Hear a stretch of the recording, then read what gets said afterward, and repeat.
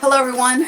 Thank you for joining us for another Inclusive Perspectives from the Baseline conversation. My name is Erica Nelson Flowers. I'm the Director of Diversity, Equity, Inclusion for USTA Texas. I'm humbled to be joined by Julian and Joaquin Castro, famous residents of San Antonio, Texas, and huge tennis fans and players. And I was thrilled to learn of you all's connection to the sport, and thank you again for joining us today. Yeah, great to be with you. Thank you for having us. As we get started today, I wanted to certainly use this opportunity to talk about your connection to our sport, and certainly as we are in the midst of Hispanic Heritage Month, really understand what this month means to you, and you sharing with our audience about the Hispanic culture, your family upbringing, and whatever else you want us to know as we get to know you as people and as representatives of the Hispanic community. So we'll start out with the tennis side. From the standpoint of tennis and the decades you've been involved in the sport, Julian, can you start us off with just sharing your tennis journey? Yeah, Erica, thank you so much for having us join you, and happy to be a part of this USTA outreach. Yeah, I guess, and Joaquin will correct me if I'm wrong on any of these details, since we're twins. He's wrong a lot. So yeah, he's very frequently feels, no hesitation in correcting me. But, we grew up sort of in the 80s. And so we were watching tennis on TV, and that was a time when you had big stars like John McEnroe and Jimmy Connors and Chris Evert, American tennis players. I had a godmother, Linda, at the time, who was very much into tennis. And I think it was in 1987, the summer of 1987, we heard that there was an older gentleman, he turned out to be like in his mid-80s, who was teaching tennis at one of the local public high school courts near where we lived. And so we went out there, it must have been about 13 years old, and basically started picking up the game of tennis. We had never really played much before. I don't even think we owned our own rackets at that point. But borrowed some or got cheap ones. And he had this one lobster ball machine that had dents in it. Remember those dents? Like it was like, yeah. His name was Larry Hart, and I think he had been a World War II veteran. He was a veteran, and he held this free camp for kids out there at Jefferson High School. And he had the lobster tennis machine, and he could still play really well. In fact, he beat you 2-1. I think beat us 3 games. He beat you 2-1. Literally like 75 years younger than him or something. Yeah. But that's how we got started. We went to public school courts that were open during the summer, and with this, Larry Hart, that really nice guy that was basically allowing folks for free to come and experience the joy of playing tennis. And we used to, we would be out there for, how hot it gets in Texas, right? That's one of the reasons that you have so many people that play tennis in Texas, because it's hot all the time and you can go outside. But we would play in that 100-degree weather for 7 or 8 hours in those summers. I think we're still like 10 shades darker because we spent so much time out there. Yeah, now I don't know how we did it, playing so long out there for so many hours in 100-degree weather, but we would just play all day. In my research, correct me if I'm wrong here, Julian or Joaquin, I read somewhere that you once, maybe more than once, played 8 consecutive hours of tennis in 100-degree weather. Is that right? Yeah, no, we played a lot. I mean, our mom would take us there to the school and leave us there in the morning, and then she would come back 5 o'clock in the late afternoon or whatever it might be. And so, we didn't even think twice about it back then. We'd be out there and just get so like drenched in sweat, and it was just really like only kids can, right? Like kids that don't care. Oh yeah, okay, don't worry about a heat stroke, heat exhaustion. You just go out there for 8 hours and play. Well, and then as you get older, it's water and whatever. Yeah, I mean, because now you get older and now you don't want to go out unless it's the early morning or the late evening or the night, because it's cooler. You're waiting for the right time. Back then, we just never put on any sunscreen either. Yeah, that's right. Even put sunscreen on. you know. So, but we had a world of a time. I mean, we loved learning how to play. We loved the people that we met. We were so appreciative of Mr. Hart for dedicating his time and, you know, in his golden years to teaching young kids how to play. And, you know, it stuck with us. In the HBO Max documentary for Hispanic Heritage Month that I saw that you two were featured in, one of you mentioned just being so competitive that you smash your racket on the ground. And is that how deep the competitiveness went? And then another story I heard that you all needed to be pulled apart because you were at each other after or during, I guess I would say, during a match. Well, I mean, we shared a room growing up the whole time. So we were always together. We were always in the same room. So I think that just carried over onto the tennis court. And we were so competitive with each other. And then when we would play doubles with other people, you know, we were still so competitive with each other that we were mad at each other when the other one messed up. Yeah. So we probably bent a few rackets and busted some strings because of that. Yeah, you know, I've said that being a twin is like 99% blessing and 1% curse. And within the 1% curse is that, and I think other twins can probably relate to this, you're just so naturally competitive with each other. And when we were kids, that was especially true. And tennis was our kind of outlet to show that. And so I think more than one racket was broken. Don't worry, they weren't like $250 rackets or anything.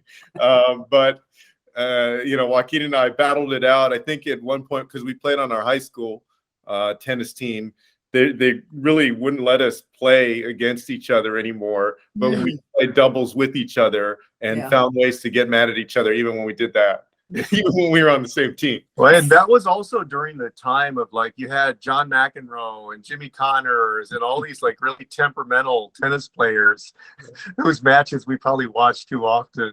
Yeah. So you were just a mini Jimmy Connors, John McEnroe, huh? Yeah. Maybe not the best role model in terms of sportsmanship for young kids, but the competitiveness, I get it. So, to either of you who wants to start, what role has sports played in making you into the person you are today, whether it was tennis or other sports you played growing up? I mean, as I see it, it's been a part of sort of, you know, making us more disciplined and well-rounded, and also at that age, because we started, you know, fairly young, you're learning about making friendships and all of those things that go into helping a young person develop and turn out, you know, as a father, I see turn out the way that we want all of our kids to turn out, right? Well-rounded and able to have fun and into things that they love to do. And for me, tennis was one of those things that at that age, especially, I spent a lot of time and loved to do. And no doubt maybe kept me from doing other things that I shouldn't have been doing. After school, we were in high school, we were there on the tennis court, having fun and doing it in a safe way and building relationships that were, you know, good. Yeah, and I think Leon said it well. And I think also, you know, just like other things in your life, whether it's work or your relationships, it's a process. And so playing tennis, especially competing, there's a process to it, a process of learning. And then even as you're playing in the game and the serve and the scoring and the rules and everything. And I think that was just very helpful for things that we did later on is being disciplined and going through that process, going through the steps of different things, trying to get better at each of those things, from your serve to your forehand, your backhand, you know, trying to fill in the gaps of where you weren't good at something or you needed to get better. You know, you do a lot of that without realizing it, but looking back, I think it's incredibly helpful for things that you go on and do later on. Yeah, no, I would agree. Whether it's singles or doubles, it's definitely a sport that teaches you about adversity and how to be a good how to exhibit good sportsmanship and so many different qualities. Yes, thank you both for that. So since that young age of playing tennis all the way into your 40s here, so what's kept you coming back to tennis when you have so many things vying for your time, whether it's family, friends, professional endeavors, commitments, etc.? What, you know, I just saw a recent picture on, I want to say it was yours, Julian, Instagram account of the two of you playing tennis in August. So What makes tennis that sport you keep coming back to after all these years?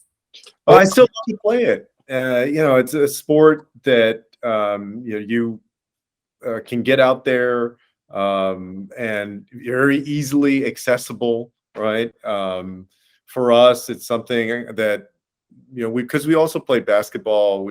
I played football in middle school, and I played those different sports now with my son Christian, basketball and football and tennis. But with tennis, it's such a one-on-one sport, and you're playing yourself against yourself as much as you're playing against the other person. Yeah. And so it's the ultimate test every time. You have a lot of fun. I have a lot of fun, but you also are kind of testing yourself and always trying to improve. I guess that's what I enjoy about it. And to this day, I still get, Joaquin can tell you, of the two of us now, we used to both, bang our rackets and get mad. I think that he got over that. And I haven't broken any rackets, but he'll tell you that I'm the only one that still gets all angry, Well, that's because I beat him most of the time, so that's why he's probably going to accuse me of not growing up or something. But I still have a passion for it, and unfortunately, we don't get to do it quite as often these days. And Joaquin is shuttling between San Antonio and Washington, and of course, we have our families. But still love it. Yeah, and also during the pandemic, millions of other people, when everything stopped and there were only so many things that you were going to go do outside, it was just a perfect way to get back out there.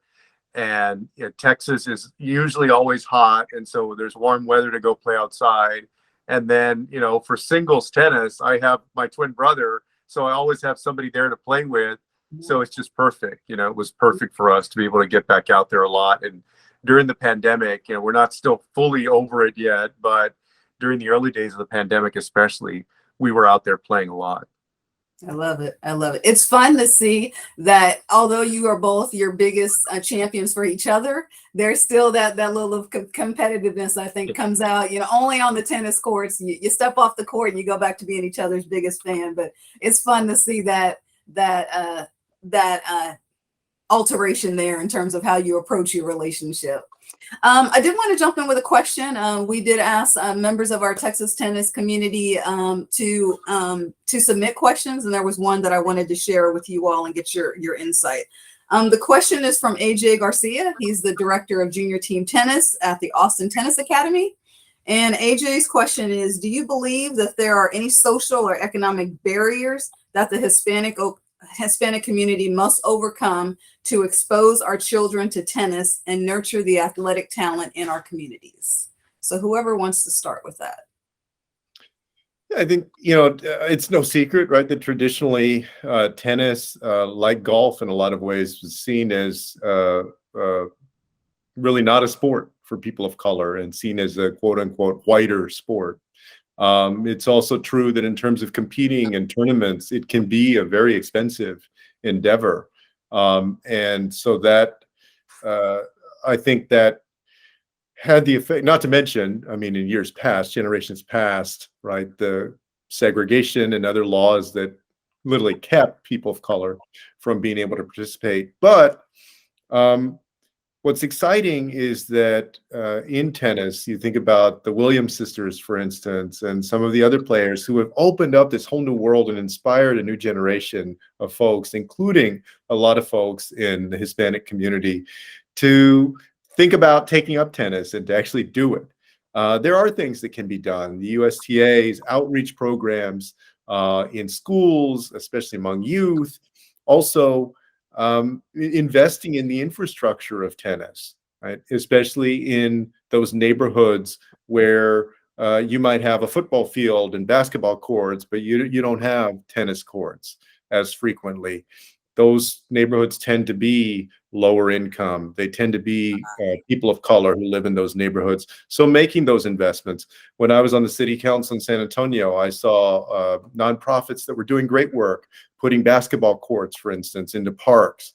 I didn't see that kind of work as commonly for tennis courts. Perhaps, this resurgence of interest in tennis and pickleball combined. And I know sometimes those two communities go at it, but will help with an investment in those communities that too oftentimes got left behind in the past. Yeah, I mean, my wish would be for more tennis courts, particularly in urban America, in the kinds of neighborhoods where we grew up. Our neighborhood, I moved around the west side of San Antonio. They were neighborhoods, some of them that were 95% mostly Mexican American, mostly low income. And so you didn't have a lot of people who could afford expensive rackets, but you can go play with rackets that are fairly cheap now.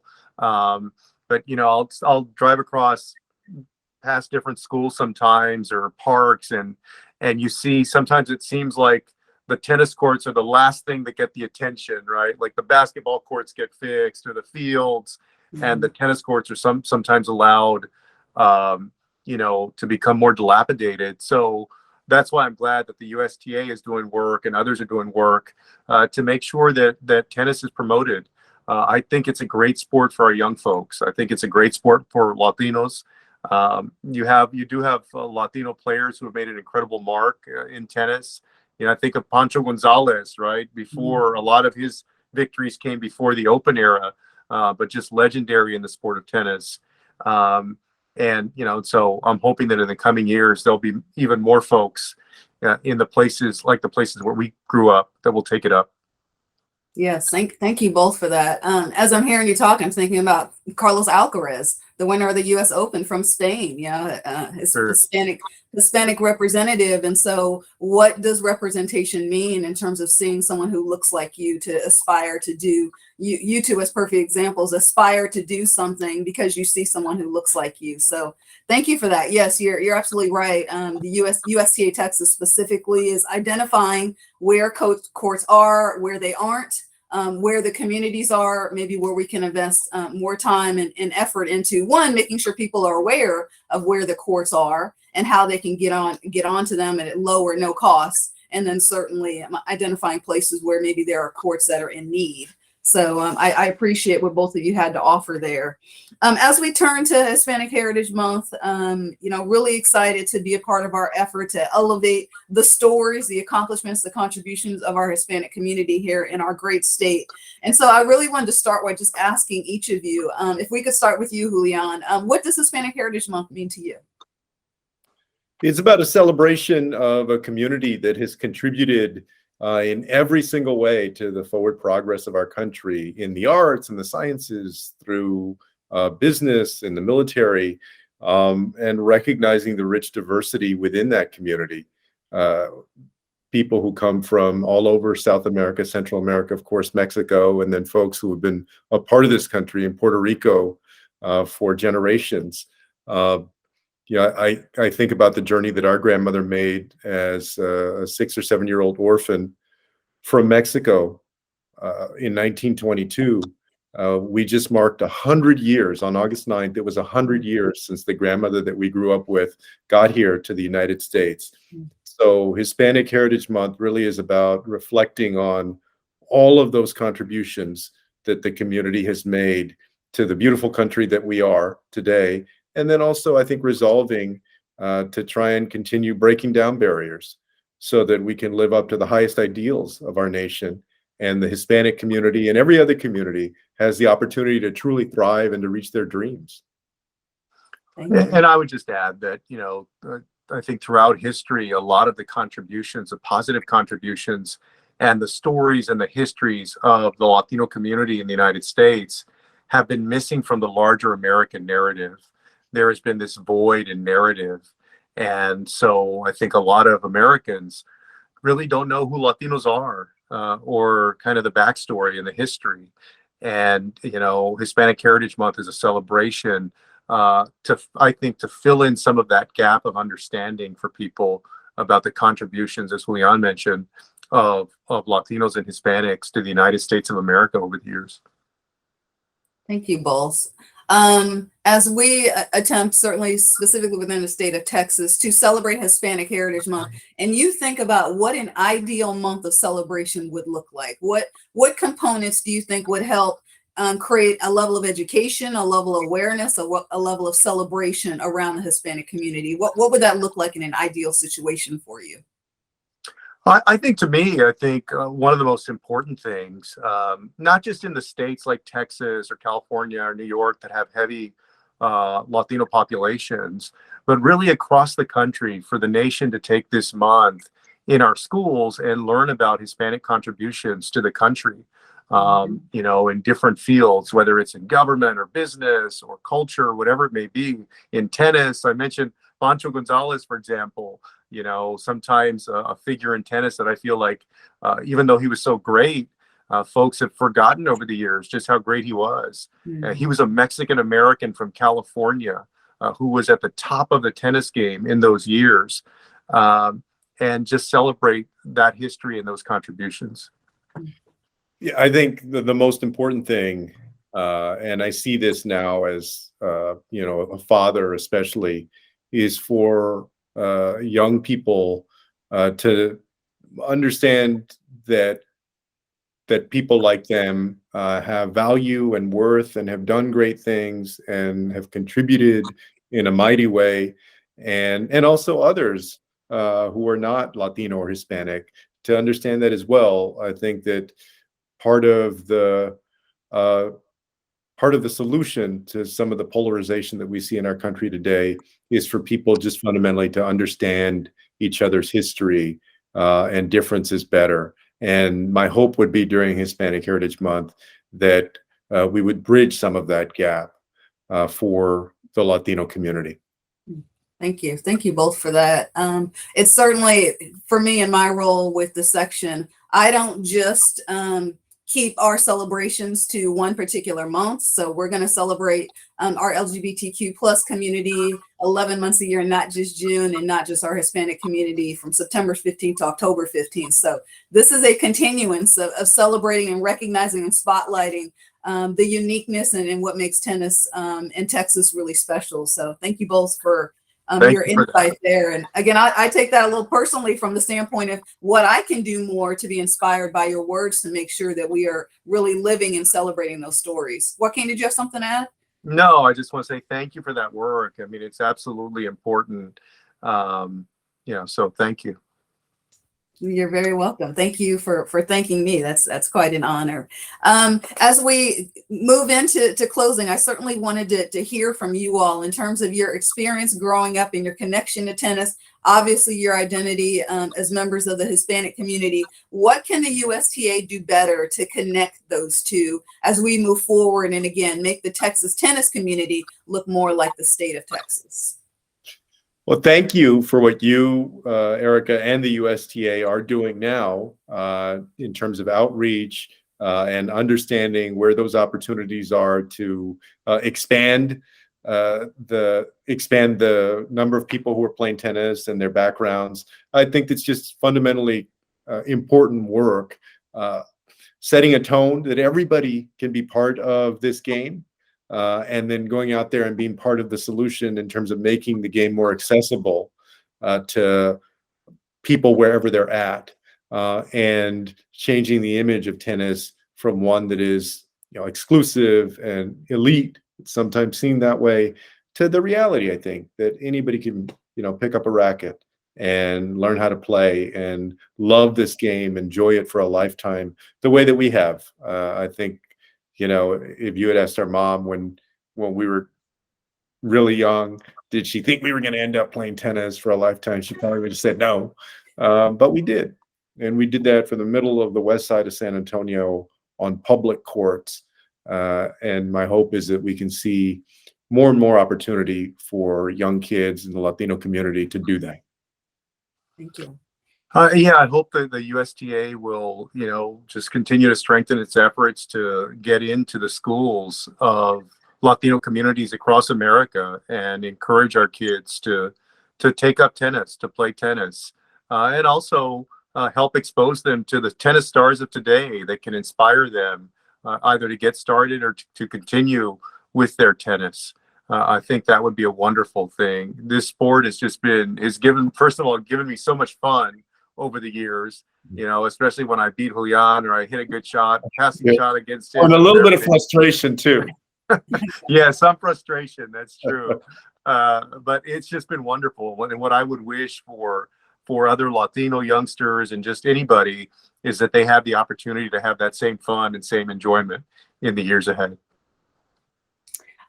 Before we close, and I ask for any final comments from either of you. Again, I want to just thank you for being representatives of not only people of color, not only Texans, but just everything that you do in terms of inspiring people who learn about your story and want to emulate it because they see it's possible, because they're seeing what you all have done and what you'll continue to do still with many decades ahead of you to continue to make not only our state, but our country better. So certainly from the standpoint, I couldn't have been happier to learn about your connection to our sport and being able to host you for this conversation, but definitely for all that you've done to inspire people and to hopefully bring a couple extra folks out to the tennis courts. So before we close, any final remarks from either of you in terms of anything that we've spoken about that you wanted to elaborate on, or anything that we didn't get to that you wanted to have contribute to this conversation? So I wish everybody a lot of fun, joy out there playing tennis, and invite folks to be a part of this larger tennis community and celebrate Hispanic Heritage Month. And we're very proud of our background, and also really love the game of tennis. And the more that we see other Latinos have the opportunity to play it, to be a part of it, the happier that'll make us. Oh, San Antonio, I'm very proud to represent my hometown of San Antonio. And San Antonio is the 7th largest city in the country. And it's the largest city with a majority Latino population. It's about 65% Latino or Hispanic. And I would put a bug in the ear of the USTA to help us get a 500 or above tennis tournament one day in San Antonio, so that the young kids here in this very Latino city can go and watch the very best players in the world compete. And when you talk about inspiring people to join a sport, just like they go watch the Spurs, or they'll go watch a soccer team, or people drive to Dallas to watch the Dallas Cowboys, one day I'd like them to be able to here in San Antonio watch the best players in the world compete for a title. And I will tell anyone watching this that I did not set up Joaquin to say that. I say that as a congressman representing San Antonio. Hopefully you've been lobbying for that already, Erica. I'm thrilled to share with you and all of our viewers that the All-American Cup is a new event coming to San Antonio, November 11th through the 13th. Francis Tiafoe, the American player from the U.S. Open who made it to the semifinals, he will be playing in the American Cup right there in San Antonio, led by recent American retiree Nick Monroe and his father, who have organized the event. So next month, the American Cup featuring some of the best players in the world will be right there in San Antonio. So I'll stop my plug, but thank you very much, Joaquin, for opening the door for me to share that. Yes, thank you. All that being said, thank you all for joining us for another episode of Inclusive Perspectives from the Baseline. Thank you again to Julian and Joaquin Castro for your time, and we look forward to seeing you for the next episode. Thank you so much. Thank you.